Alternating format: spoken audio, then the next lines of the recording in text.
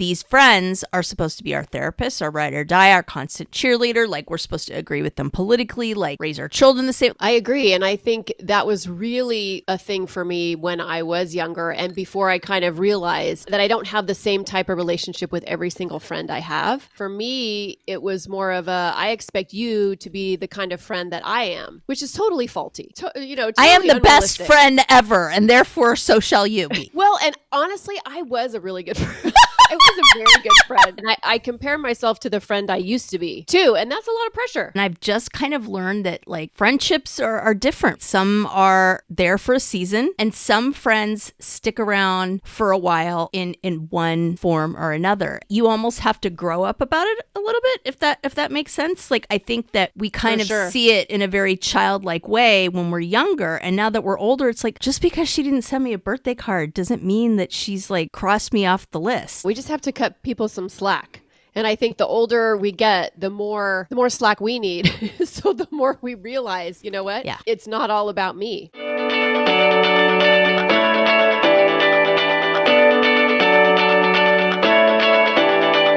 Welcome to Drinks with the Girls. Conversations for women over 40 around connection, change, and the power of female friendship. Living well with stories to tell. I'm Karen, and this is Lisa. We are moms and solopreneurs stepping into our own, diving into real conversations about things that matter to women in midlife. We're here to spill the tea on everything that affects women in their 40s and beyond. Topics like loss and grief, changing relationships, launching kids, menopause, and reinventing ourselves in midlife. We are here to tackle it all. Connect with us through a blend of our lived experiences, our friendship, the memory of our moms, plus a collection of real stories, honest conversations, and engaging interviews that will make women over 40 feel seen and remind them that they're not alone on this journey called life. Let's go. Hey everyone, welcome back to Drinks with the Girls. I'm Karen. And I'm Lisa. We are so glad you're here for this one because today we are diving into something that hits deep for so many women, including us, female friendships in midlife. The messy, beautiful, complicated parts. The ones that fade, explode, or completely shift shape. Y'all know what we're talking about. Yes, but before we really dive in, Lisa, what are you drinking tonight? It's from the Sir Inkwell's Health Curiosities line. And it's an adaptogen yerba mate with energy and focus. So we'll see. I might be up packing for my business trip till 3 a.m. because of this, but I was willing to risk it. It's a blood orange mango. And it has adaptogens, yerba mate, ashwagandha, reishi, and ginseng. And it's quite tasty, actually. It tastes kind of like a iced tea, but better. I'm a fan. And you love? I'm curious to know about your focus, if it improves your focus. Or if I'm like texting you at 3 a.m. going, I'm still up. Is there anything I can do for the podcast? Really? Can I? I am drinking a guava craft cider. Look at you, all fancy. I know. Our nephew actually came over a couple weekends ago and he turned us on to these because Tony is all about the sweet stuff and I am not, but this is actually quite delicious. Is it a hard cider? Yes. Yum. It's a hard cider. Say it again. Yeah, it's a craft cider. The flavor is guava and the brand who makes it is Ace, like an nice. Ace of hearts. Yeah, I like a good cider. Up here in the Northwest, we're a fan. I say that like the royal we, like I represent all people in the Northwest. I don't know. The yerba mate may be kicking in already, so this could be an interesting episode. Buckle up. Buckle up, folks. So our second episode ever, almost a year ago, if you can believe it, talked about the complexity of female friendships, how we make friends as adults, isolation and loneliness, and the effort it takes to maintain friendships. And so today we are revisiting this topic and we're going deeper. We're talking about how friendships change, how we sometimes blame ourselves when friendships end, and why it hurts so much when a bond that we thought would last forever doesn't. So I just have to put this out there. And we can talk more about it, but I swear to God, I still have angst about friendships that melted down and like major relationships in my life. I'm like, all right, bye. It's fine. So I'm interested in really diving into this tonight because I mean, I think about it and it hurts just like it was yesterday. Like I just feel like the sting never really goes away, right? I mean, we know that female friendships are beautiful, layered, powerful, but they're super tricky. And I think it's really good that we're going to dive in. Why do you think that is? I think part of it has to do with the fact, well, I'm just going to speak for myself. I don't want to generalize and speak for women. But, I think because we get vulnerable and we get raw and we talk about the real things, not just, the fluff. And it's that emotional intensity because we pour so much of ourselves into these friendships. And my friends, they become mirrors, sounding boards, safe havens. And then when there's like a rift, it just feels really personal, like on a whole new level. And, not just we drifted apart, but like, who am I without this person? And it's so interesting because like you could be talking about a relationship, right? But I bet like, sure. Your college boyfriend, like you're over it. I don't know. So the residue lasts longer is what you're saying. Totally. With friendships. Totally. Mm-hmm. It's like nuclear, and I mean, like I can look back and it's not that I'm like, oh, I shouldn't have done that or that shouldn't have like, we shouldn't have drifted apart, but it's still like the pain still really lingers, right? So question, why do we always blame ourselves first, right? So there's that moment, I think, when a friendship starts to feel kind of off, right? And the first thing is like, okay, what did I do wrong?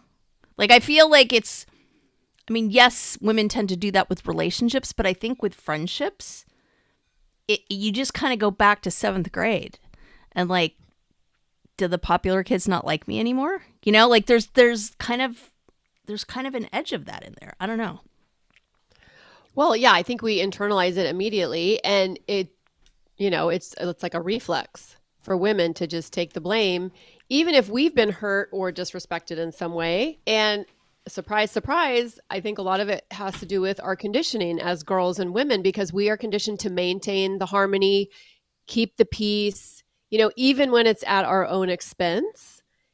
From the time we're little girls, we're taught that we are the emotional caretakers of the relationships. We're praised for being good girls, good friends, good listeners, peacemakers, right? Putting other people's needs first. So by the time we're in our 40s and beyond, we've had decades of this conditioning, and we internalize this belief that it's our job to maintain this harmony. And if a relationship falls apart, we must have failed somehow. Yeah. Just trying to take this all in. I think the other thing too is that loyalty piece. And we'll talk about that in a little bit. I think that's one of the really tricky parts to this, right? So definitely the societal conditioning, and that can be super toxic. So that people pleasing, being selfless, right? So when a friendship ends, that old programming, like you said, kicks in. And instead of recognizing that sometimes relationships will naturally evolve, sometimes values shift, sometimes it's not about blame at all, women are primed to scan ourselves for flaws. So like that loyalty piece, right? Like, well, this person doesn't have a lot of friends, or like we've been friends for so long, like surely I can overlook that. So looking internally, what did I do wrong? Was I too much? Not enough? Like this is 7th grade, right? Did I disappoint her? I know for me, just that idea of having lifelong friendships, like we talk about our moms a lot on this podcast, right? Our moms were literally like part of the bestie group since they were like 18. Right. And it continued until Karen's mom passed. Right. And so we have that kind of mirror to hold up. Right. And I know Karen's talked about still being really tight with people that she went to college with. I have kind of the weird reverse. I am super close to people that I went to college with, but not necessarily ones that I hung out with in college. It's a little different, but I definitely think that whole like, oh my God, we've been friends for so many years, surely we can work this out, piece, I know I've held on for dear life a little too long in situations just literally because of that. Well, and I think that's the thing that just kept popping up in my head is because I think women do it in relationships with, partners, and they also do it in friendships. It's like, it's giving way too many accommodations, or way too, it's like just putting up with the bullshit, just, oh, because we've been friends for so long, or, oh, that's just how she is, or, you know what? Yep. And that's freaking exhausting, Yep. because most times you can't even feel like you can be honest with her about these things that are causing these little mini rifts in the relationship, right? And Yep. so then you're out of authenticity. Yeah. So I mean, I just think I think that's such a part of our conditioning. And then you combine it with, this need to maintain harmony, and avoiding conflict is normalized, right? We're not taught healthy ways to handle anger. I mean, we're not even supposed to be angry as women, by the way. Yep. And we're definitely not taught to set boundaries. See episode on boundaries.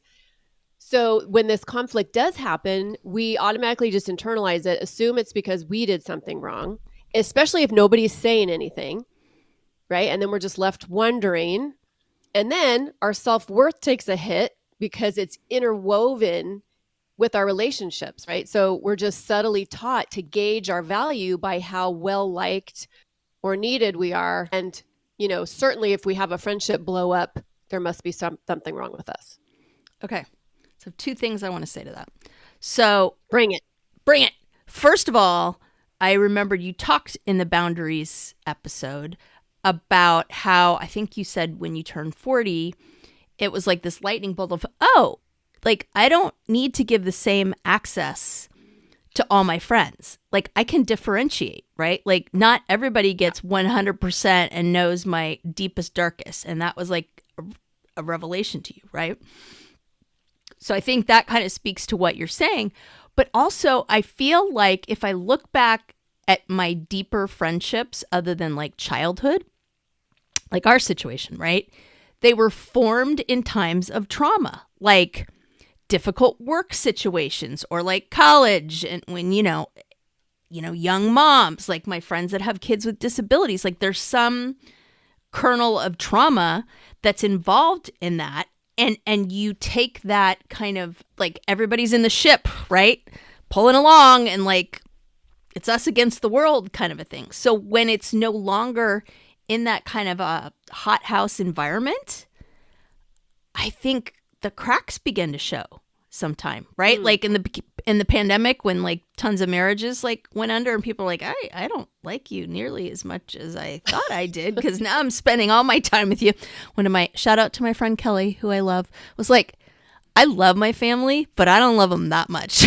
She's like, I need my space. I need my time. Like, I love you, children. I love you, husband. But oh, doggy. So I'm just wondering if that's part of it too. It's like when they're made in this really kind of just intense environment, when that goes away, like, I don't know.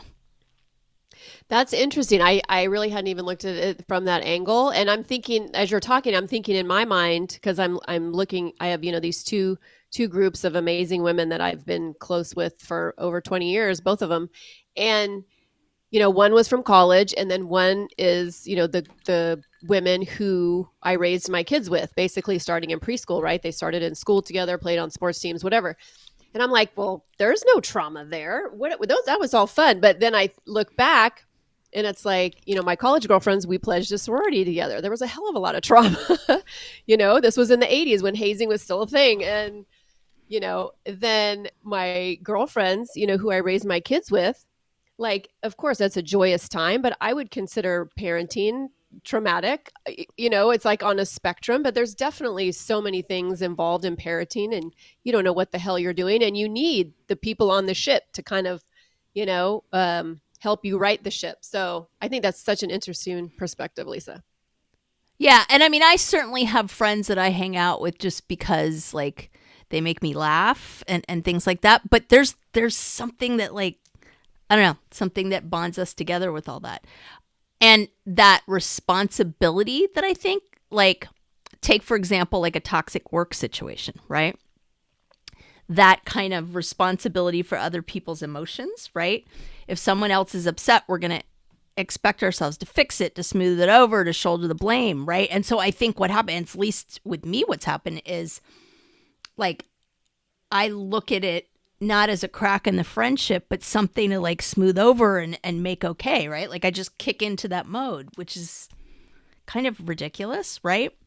And I know for me, again, we've talked about this. Karen's experience was a little different, but I felt this pressure to kind of repeat these lifelong friendships that our moms had. There was this whole group, and the guys ran around with the same fraternity, and the women ran around with not necessarily the same sorority, but it was like a rarefied kind of group. And all of us, like Karen and I remember this, there was always outings and things like that the kids would be part of when we were little.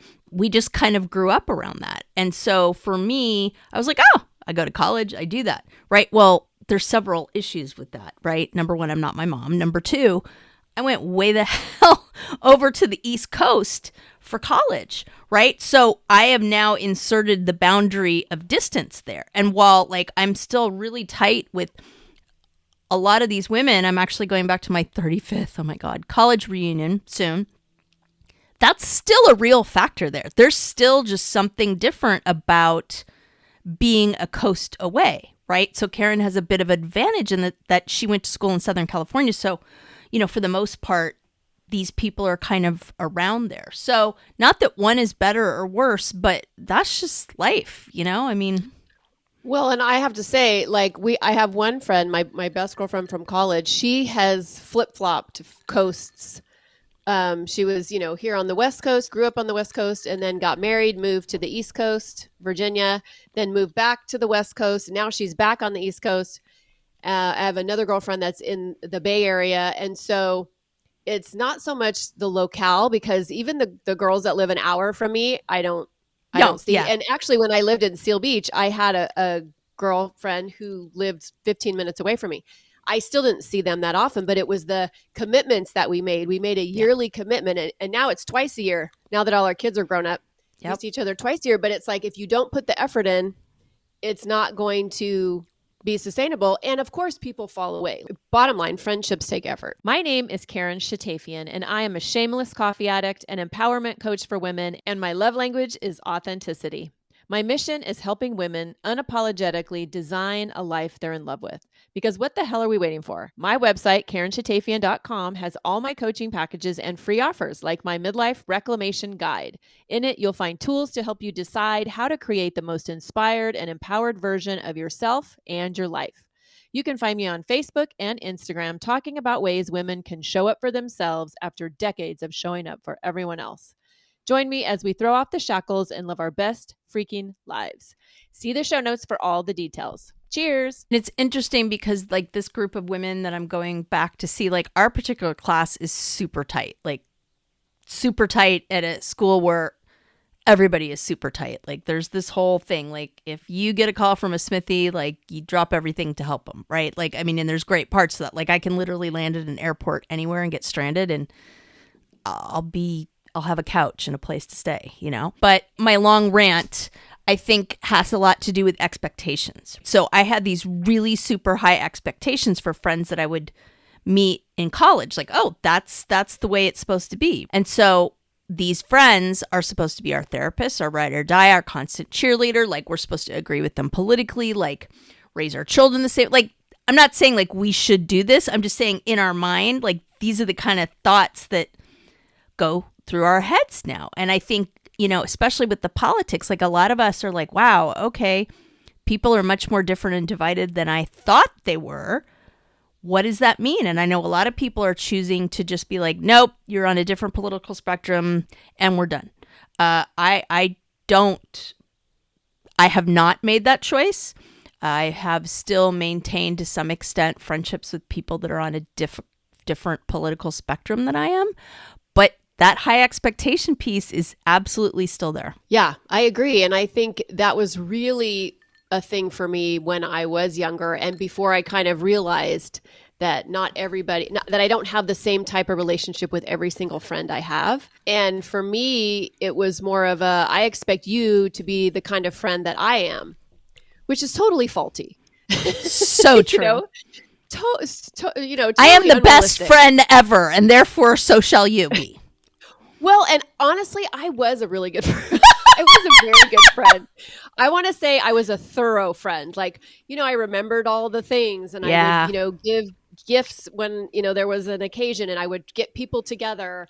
I was kind of, the hub and gathering the people, and, and now I don't know. It's like I'm less of a hands-on friend.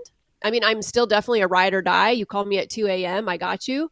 But I don't know if it's just because I'm more forgetful or I just don't have the emotional bandwidth anymore. But, I don't remember all the birthdays, thank goodness for Facebook. But I don't always text right away. Whereas back in the day, oh my God. Yeah. You texted me or called me. I called you right back. And ironically, this was something that my mom, I was always I would just shake my head at her. And I'm like, you are such a wonderful human being, but you are a terrible, terrible communicator with your friends. Like she never, she would let messages just go. I mean, obviously not text messages, but, and she did not do a good job of keeping in contact with people, but she still had these beautiful female friendships. So I don't know how she did it, but I'm like, I don't want to be like her. And guess what? Now I'm like her. Yeah. And I compare myself to the friend I used to be. Too, and that's a lot of pressure. Oh my God. No, but I know what you mean. It's like, yeah, I used to be somewhat of that person as well, like remembering the birthdays and things like that. And then it's just like life, man.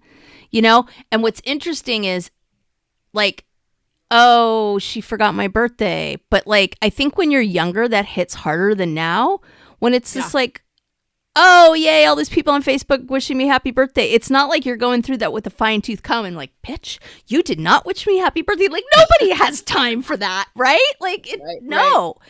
And so I think that, life just gets heavy as you get older. And so, I'll have this conversation with friends that I haven't talked to in a while that are really, really good friends of mine. And, 2 years will go by and I think of them all the time, but we haven't talked or seen each other or whatever, but we pick right back up when we see each other. And I'm very, very fortunate that I have quite a few of those friendships. And I've just kind of learned that like friendships are different. Some are there for a season to get you through the work catastrophe. Some are affiliated with, when you used to take your kids to gymnastics or whatever. And some friends stick around for a while in one form or another. And it just, I think you almost have to grow up about it a little bit, if that makes sense. Like, I think that we kind of see it in a very childlike way when we're younger. And now that we're older, it's like, just because she didn't send me a birthday card doesn't mean that she's like crossed me off the list, Yeah. Yeah. And I think, we just have to cut people some slack. And I think the older we get, the more slack we need. So the more we realize, you know what? Yeah. It's not all about me. Sometimes people have things going on in their lives and they just don't have the bandwidth, to, be as heavily involved. I mean, that used to be such a pet peeve of mine, like friends that did not give the same level that, that I did. And it took me so many years and I think to your point, it's like when we mature, we live life for a little bit longer, we realize, oh my gosh, just relax. It's like chill. I mean, it's fine. As long as they're not an asshole, that's a whole different thing. But, the people that I don't talk to for a while or, that don't text me right away, or maybe not ever, it's like you give people so much more grace, or I do now. And I just realize, our friendship is still solid, even though we're not necessarily doing this like rapid fire communication anymore. You bring up a good point though, which we definitely need to dive in. What about when they end? Either they fade away or it's a giant explosion. Like that's hard. I mean, I suppose when they end with an explosion, that's pretty brutal and traumatic and there, but also the ones that fade away, and you're looking through your contacts in your phone. You're like, oh my God, how have I not talked to that person in forever? Now, Facebook has literally built a business model on that. Like, let's be real. Hey, Facebook brought Karen and I back together. So I'm not, and I have mixed feelings about Meta at best, which we're not going to dive into here. But there's that added piece. A bot, essentially, finding people that have been connected to you and literally serving them up for you on a daily basis.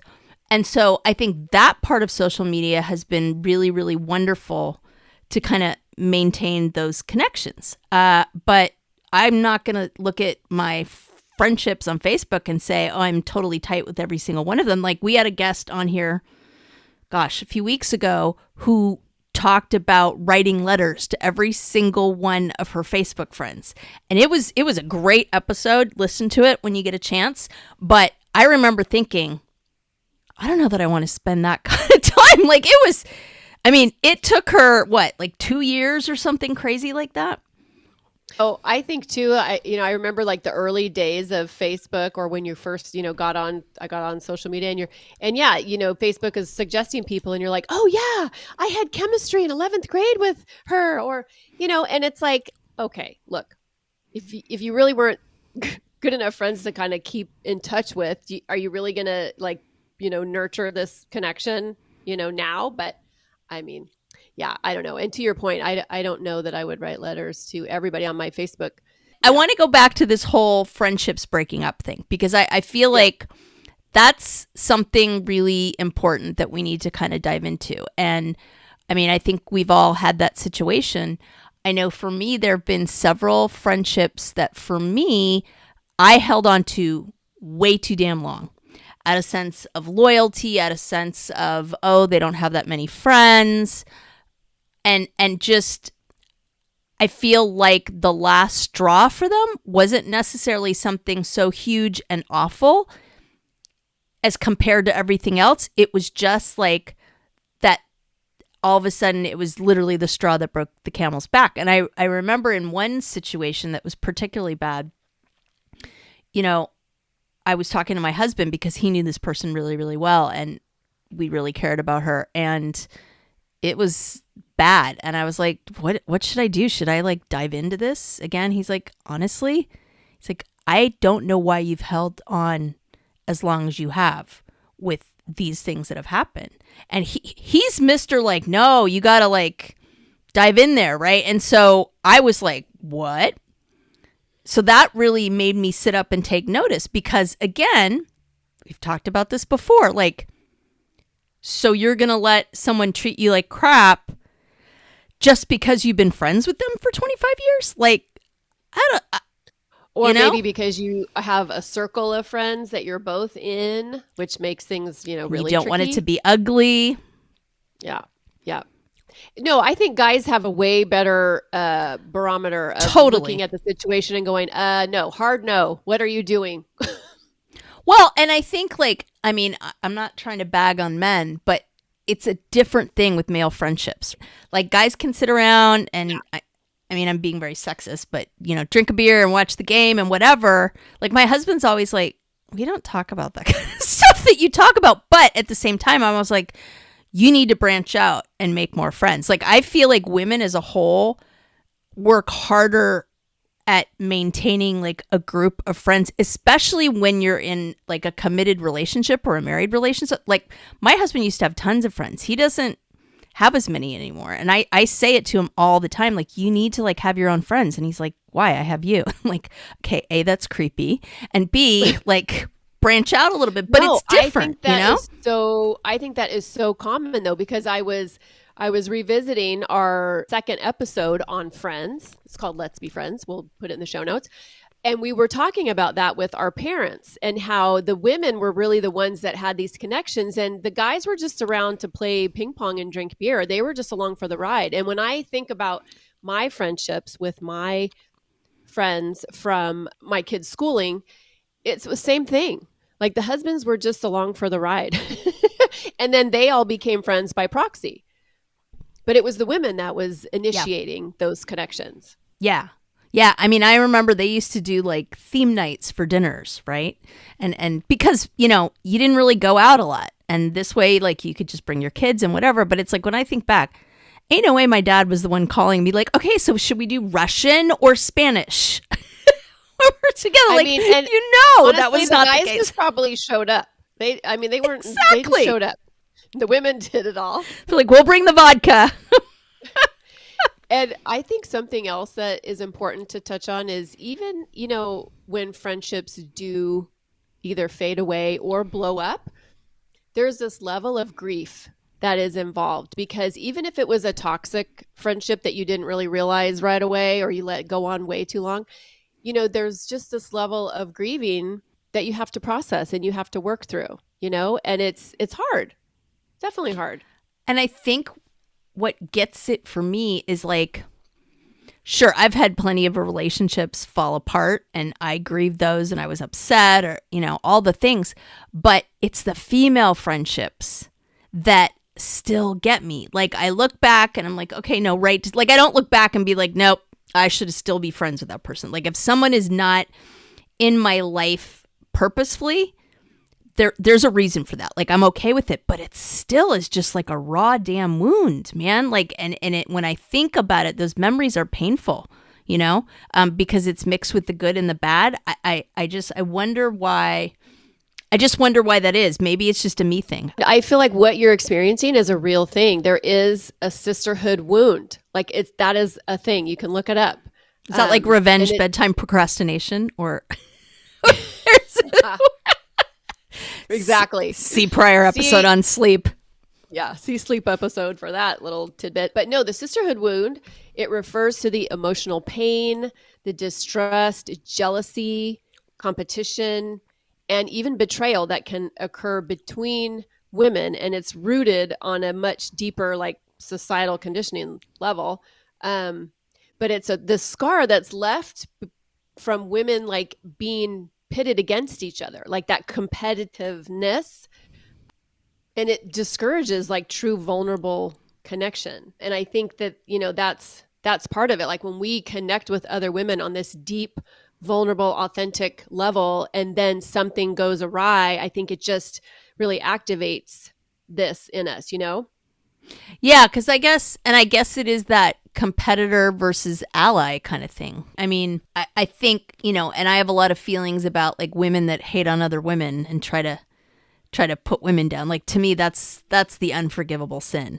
Like, you can disagree with someone, you can just be like, I don't get where she's coming from.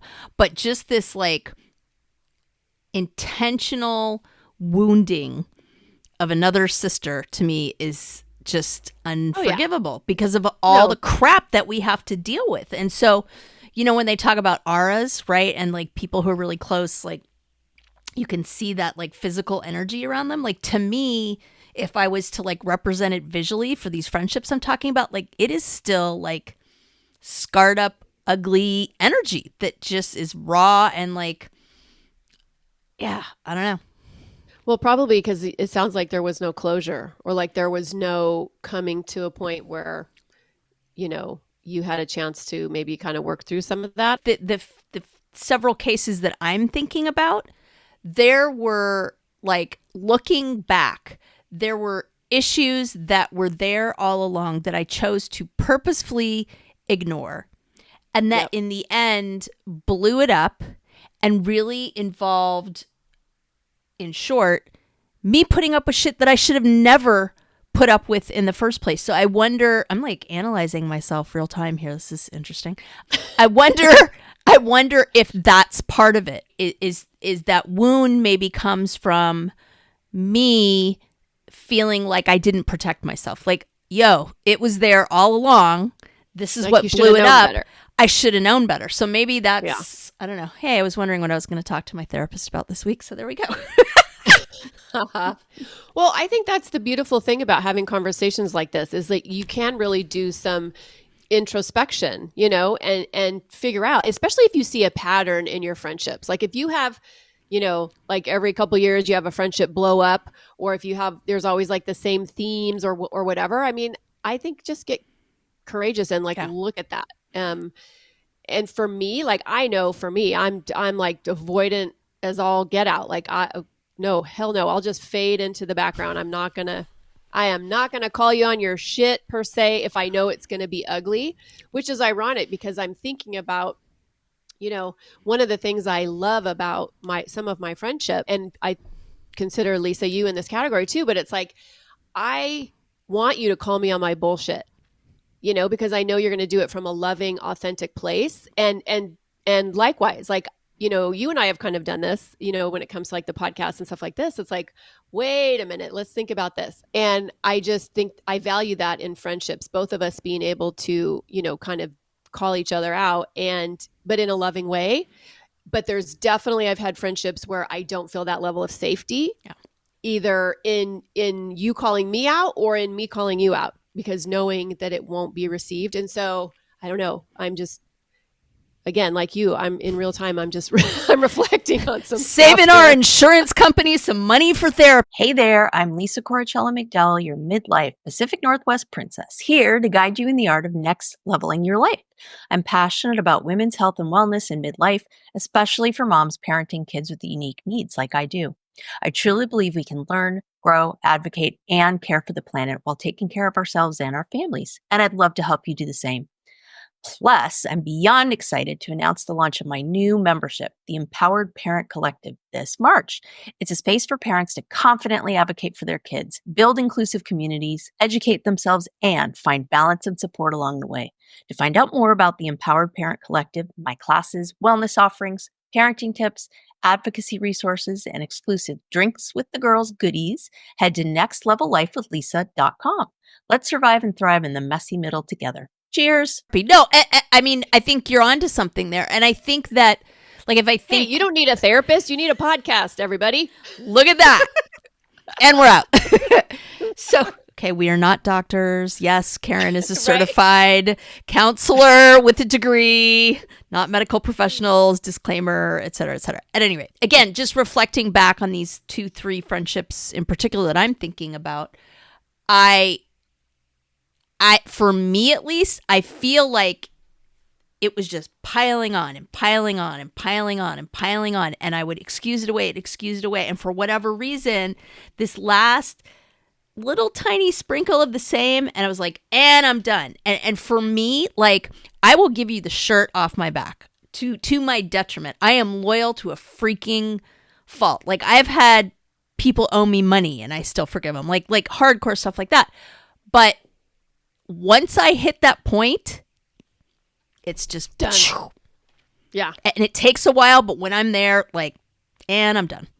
Because I think I just give too much as it is. And so there's that feeling of like, and no, you get nothing from me now. I'm not okay with all this.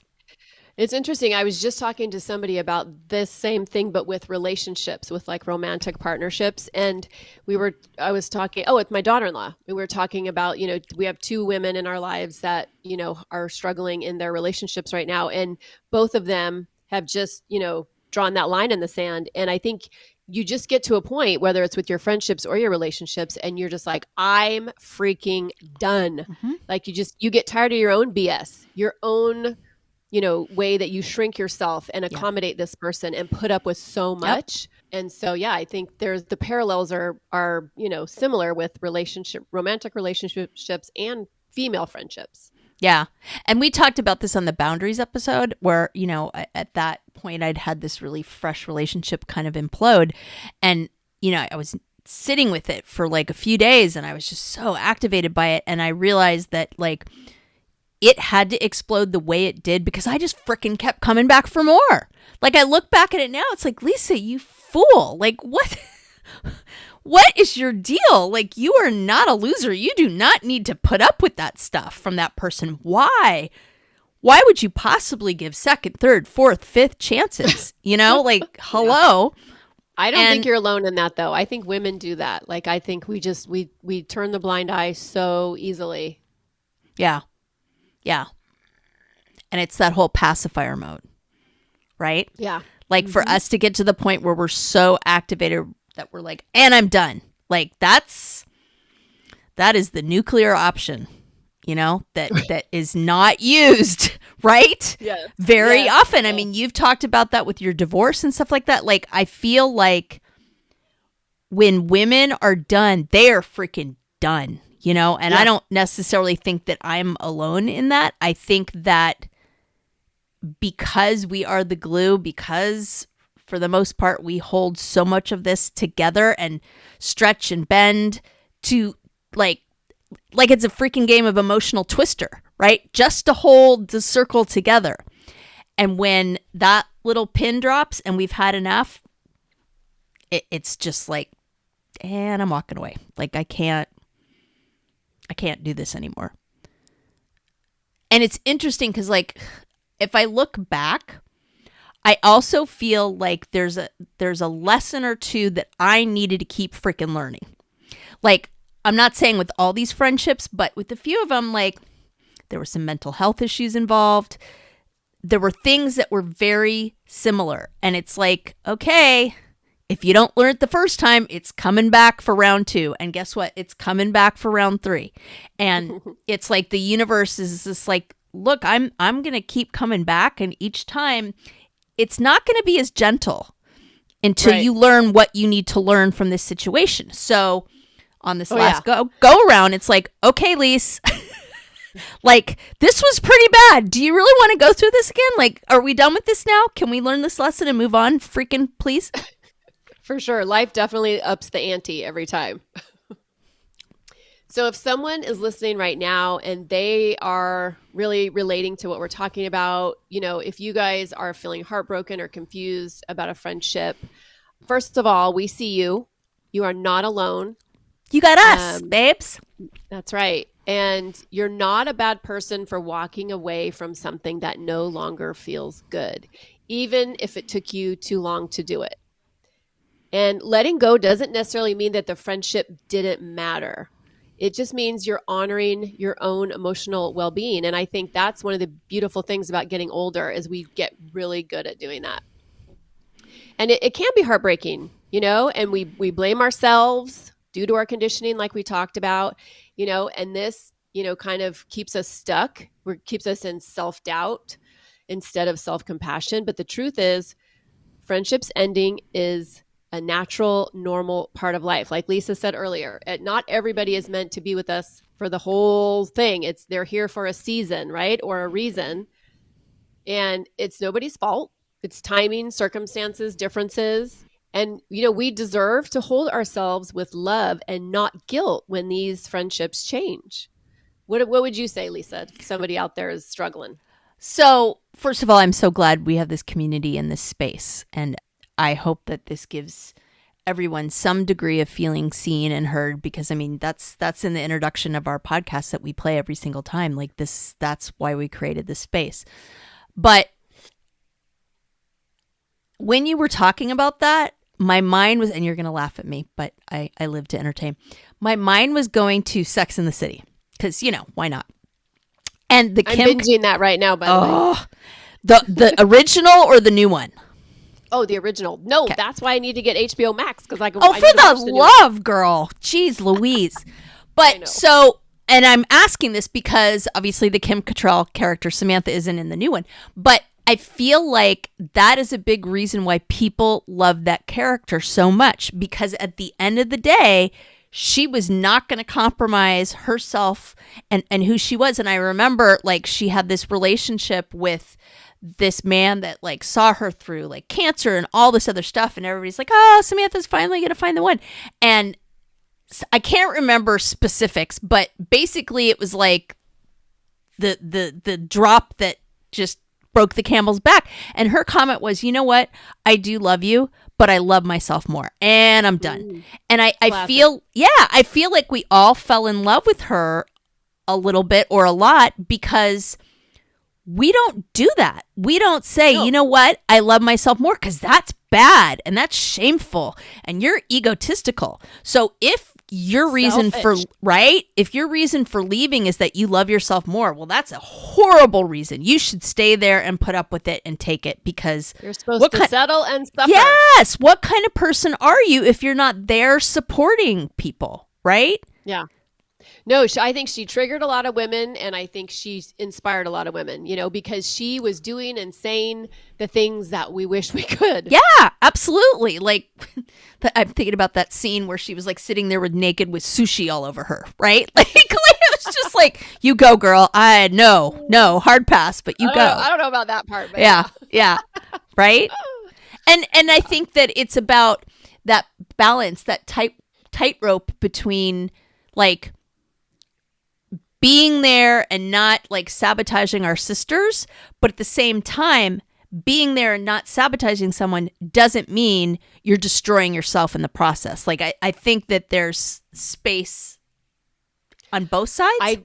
So last night I just watched the episode where Miranda is pregnant, and Charlotte, is desperately trying to get pregnant, and then Miranda accidentally gets pregnant, and it's just like the emotions. I was just so, they did such a good job. I mean, this show is toxic in so many ways, looking back. Yeah. But there are so many beautiful things about their friendships and who they are as women. But the way that they did this, where they were both allowed to have their feelings, their really, really big feelings around this topic, and they were both allowed to respect each other, set some boundaries with each other, and then in the end, come back to each other with love. I mean, I thought it was fabulous. And it's to what you're talking about, it's like, I don't know, female friendships are so freaking complex.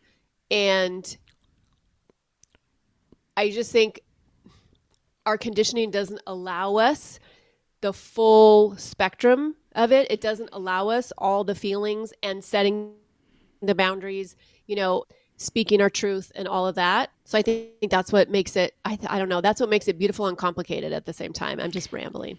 And it's no, I agree. And it's interesting, again, the yardstick of our moms, but I also feel like, okay, so our moms like came of age in the 60s and raised kids in the 70s, right? And while there was a lot of women's liberation going around and they both had jobs and stuff like that, society was still pretty damn oppressive for women, right? And like if this technology existed back then, like your mom and my mom would not be hosting a podcast. Like that I don't see that happening, right? But I feel like this little just bubble that they created with the people from Redlands, right? University of Redlands, Karen went there, our moms went there. So this bubble that they had with the guys along for the ride and the kids in the other room playing was their safe space. Like, I kind of feel like part of the reason that group stayed together for so long was their kind of umbrella from everything, right? Is they could go and just be who they truly were and be supported and just show up. Bye, kids. Bye, husband. Okay, let's just tell it like it is. That was their Sex and the City group. 100%. 100%. Yeah. And I mean, let's talk about those female friendships, because we've been talking a lot about, the friendships that are kind of hard and the ones that kind of blow up or fade away. But I mean, let's talk about the friends who meet you with no judgment and who show up without ever being asked. And my favorite, like I talked about earlier, the ones who call you on your shit, but also cheer you on. Like, there's no competition. There's no jealousy.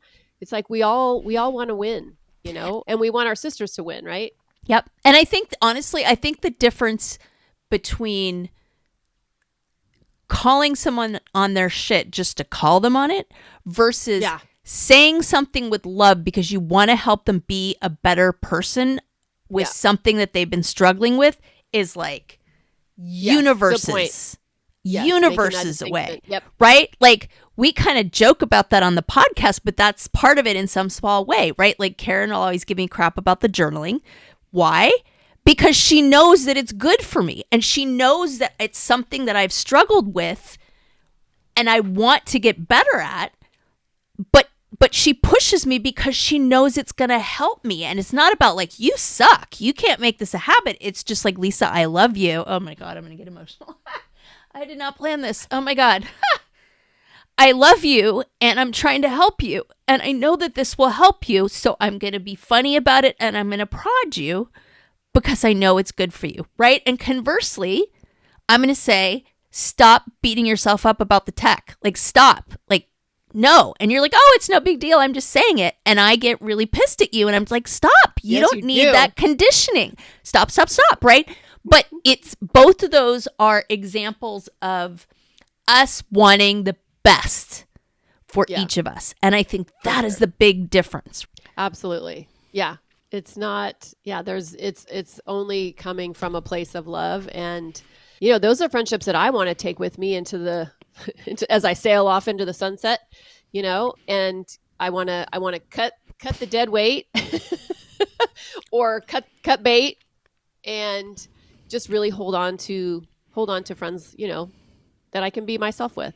So I think we actually might have talked about this on the first episode, but I have a group of friends, not super close, but they're associated with my college, who are literally starting like an association of like female retirement homes.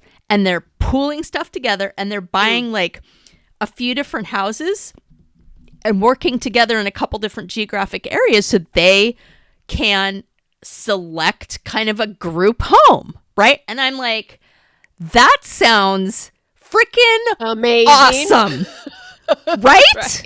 Like, we hire the maid / pool guy / like bartender / like cleaning person, right?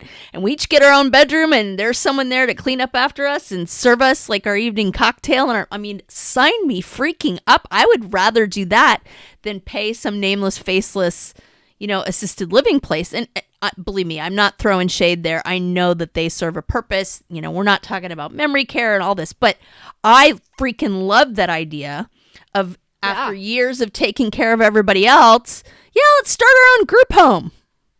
It's like the Golden Girls. Totally. Who, by the way, we're our age now. And every time I look at that, I'm like, that's not even possible. No, it's not. It's weird. No. Okay, quick pause. Have we talked about the Pod Squad lately? Oh, the Pod Squad. You mean our email list /VIP lounge /digital wine club? Exactly. So listeners, if you're not on it yet, you're basically making life harder for yourself when it comes to podcasts. Like trying to scroll for show notes while speed walking on a treadmill. Wait, what was that link again? Oh, no. Grab the side rails. Or pulling up that book we mentioned while you're in the Starbucks line and then realizing everybody else moved up 3 cars and now you're that woman. We've all been there. That's why we made the Pod Squad. You'll get new episode alerts every week with direct links. Easy to listen, easy to share. And show notes straight to your inbox. So when we drop a life-changing product, book, hot tip, or yummy new drink, you're not rummaging through your memory like a woman searching for her reading glasses when they're on top of her head. It's organized, it's helpful, it's for you, babes. So join the Pod Squad. The link is in the show notes. Just tap it. Snacks, sarcasm, solidarity. And obviously, fighting the patriarchy. We write at dawn. I feel like Gen X has really flipped the script on what it means to, be a quote unquote middle-aged woman. But we're not going to get into that. One for another podcast. When I was thinking about this episode, I'm thinking, what do I want in my friendships? And the 2 words that came to me were ease and depth. I want ease and depth. Like we talked about earlier, I want the vulnerability, I want the real, I want the authentic, I want to go deep. And I want it to be easy. Not to say there aren't going to be hard things, because man, oh man, let me tell you, this last year has served up some really freaking hard things. I want ease in my relationships, Yeah. And what about you? I agree. And I think there's a difference between ease and easy, right? You're not asking for simple. You're asking for, I don't want to have to try so damn hard to shove a square peg in a round hole, right? I want it just to be like we're floating along. Like, I don't know if we've talked about this part of our friendship on the podcast, but we always remark, like, right, we started this whole thing, we're like, oh, this is great. Let's, like, in our mind, I'm sure we're like, 5 episodes and we'll give up, right? And here we are. And we always talk about the fact, that was never in my mind, by the way. Sorry. Okay, I was just putting it out there because, you're right. But like, we talk about this a lot, like when we have business dealings with the podcast or when we're trying to decide stuff, topics, like whatever it is. And it's just so easy, right? Like we've literally never had an argument about the podcast. We've never like disagreed in a major way. It's just like, hey, what do you think of these 3 titles? Yeah, I like this one. Okay, great. Like, let's do an episode on this. Okay, great. And there's just this kind of ease and peace and trust about it that allows us to show up for you all in this community in a way that's really vulnerable, but also really present and very much in this kind of welcoming spirit, right? And I'm telling you, like, I'm so, like, we always talk about our Monday, like, dates, right? Like, we record the podcast on Monday nights, and it's like, I look forward to this every week because this kind of sacred space for Karen and I, but really, you know, for this whole community. So, long rambling way of saying, like, I think ease, not easy, right? Which is, we're not going to go down this rabbit hole. I think another reason why people are having such a hard time being on opposite side of politics, because that is not easy, and that is not ease, right? It requires you to box off some stuff to preserve a friendship. And you've talked about that, like with your friends, right? Where it's like, there's a few that you've been friends with forever, but they're on a different side of this political spectrum. And when you do your girls weekends, I know you've told me, like, there are topics that are off limits, period, end of story, because we're going to stick in the box here. And I think in a way that's preserving the ease, because you're like, there's no way this is going to get resolved. And there's no way that anybody's changing anybody's mind. So you have to look at what is the ultimate goal. And I think whether it's politics or anything, it's like, what is my ultimate goal with this conversation? And, you know, with politics, certainly it's like there would be no beneficial outcome, at least right now. Maybe in a couple years, you know, when some of this dust settles. But Lordy. yeah, certainly not right now. Well, and I also think, like, this would be a whole other podcast episode, but the social media piece allows people to say stuff like drop these bombs and leave, right? That doesn't happen when you're in real life with someone that you care about, right? Like, it's not like, oh, hey, and you say something incendiary and walk out of the room and everybody just goes, okay, Groundhog Day and everything's fine. Like, that would leave a lasting wound. And so I think you're cognizant of that to kind of protect those spaces, if that makes sense. Yeah, it is definitely protection and preserving, because, you know, friendships over 20, 30 years, it's, you know, it's like we've made it this far. I'm not gonna, you know, blow it up because of that. So there's one more thing I want to talk about before we go to our takeaways. You had talked about kind of the slow fade, the ghosting kind of piece. I'm trying to recall if that's kind of been something that I've actively or inactively done when you think about it. Yeah, you know, I've been reflecting on, I haven't really had any friendships like blow up, and that's probably why. It's because I've made the choice. I mean, there was one situation where she had done some things that it wasn't cool with me, and I called her on it, and we had a conversation, and then the friendship ended, which, you know, was fine. Yeah, I just think I look at, you know, kind of like I said earlier, what's going to come out of this? Like, is this, you know, like there's one situation where it clearly the friendship has kind of run its course. So there's really no reason to, in my mind, to have a conversation about it. You know, if the conversation came up, I would certainly have it, but it's like, I don't know. It's like, I just look at my emotional expenditure, and is that going to be worth it? What's the result I'm looking for in the end, you know? So let me ask you a question. This is 56-year-old you. Yeah. What would 26-year-old you have done in that situation? Oh, good Lord. 26-year-old me was, no. She would still be putting up with it. She would still be actively engaged in a friendship with this person. Yeah. Samesies, right? Yeah. So I think that says something about our journey as women and how we've developed, right? Like, because we were in those situations in our 20s, and 100% I would have done the same thing. Right? Because, I don't want to lose a friend. Like, I don't have enough as it is. Like, oh, no, wow, I'm going to turn myself in knots for this. Yeah. And then it's the whole, everybody needs to like me. Like I literally thought that. Like I thought something was wrong with me if people don't like me. 100%.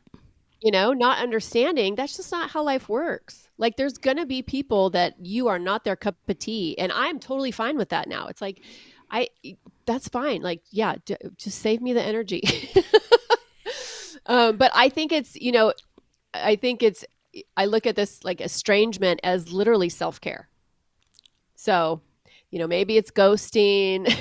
I don't know, but I'm like you. It's like I try and I kind of put things out there, and then when it's done, it's done. And there's no reason for any big fanfare or big, drama. It's just, I moving on. definitely think one of the gifts of midlife, and I mean, this gets into our takeaways for our listeners, you get to choose who you give your energy to. Your kids are growing or they're gone. You're with your partner or you're not.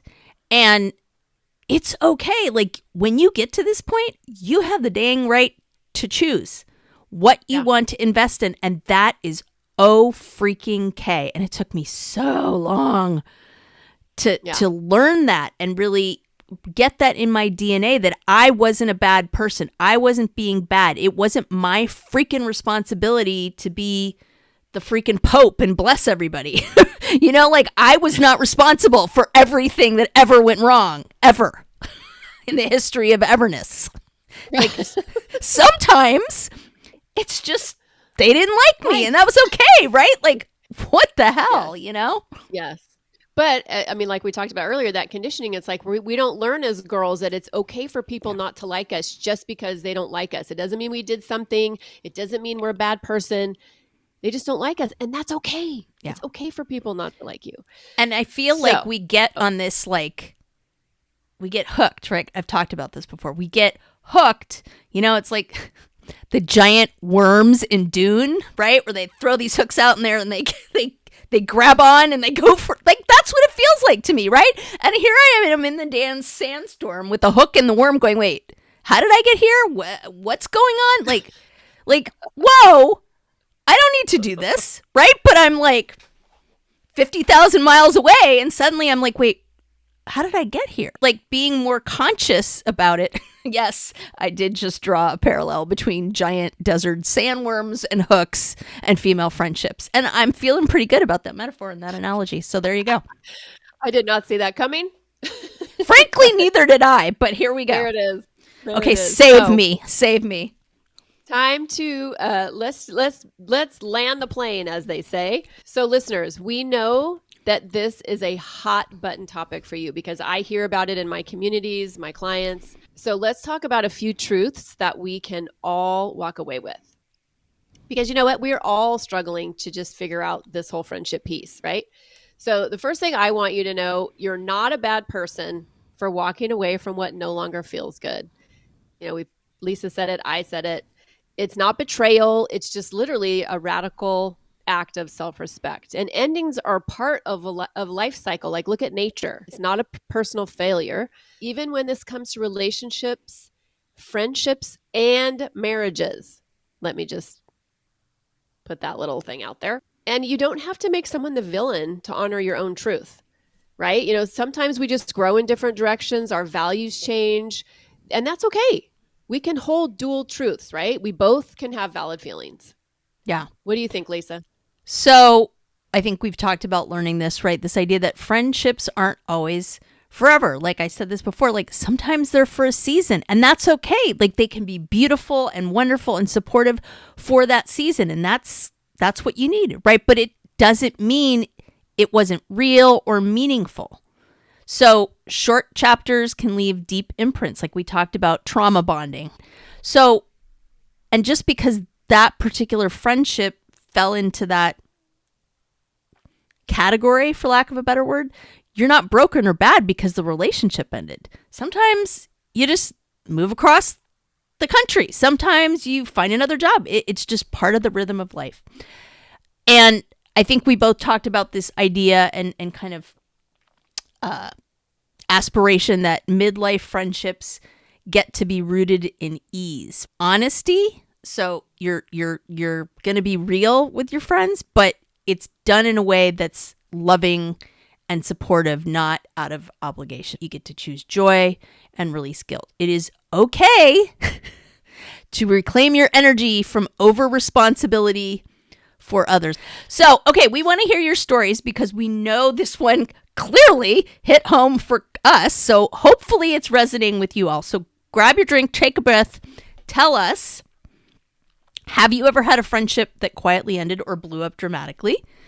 What did it teach you about yourself and what you deserve? And what kind of friendships are you craving now in this powerful midlife chapter? You can email us. You can tag us on social media. You can comment on this episode. We love those because comments and reviews, we talk about this jack the algorithm. And here's a hot off the presses announcement. We now have a YouTube channel, people. Yes, it's true. The Drinks with the Girls podcast YouTube channel. It is in our show notes. The added benefit of this is you get to see us live and in living Technicolor, so to speak. If you want to watch us on YouTube, go for it. If you want the OG version of the podcast, go for it. But share with a friend. Share with someone that you think needs to hear this, that it resonated with. We can't build this community without you. We are building it. We've got momentum. We're super excited as to where things are going, but we cannot do it without you. So please like, share, subscribe, review, leave us a comment, all the things. All the things. And, friendship is not always easy. Like, friendship can be beautiful and magical and messy, but it's not always easy. But it can be one of the most healing, empowering parts of being a woman in midlife. And that's what this space, this community is all about. So we will catch you next time on Drinks with the Girls. Protect your peace, Yes. Choose your people, preserve your energy, and cheers to everybody.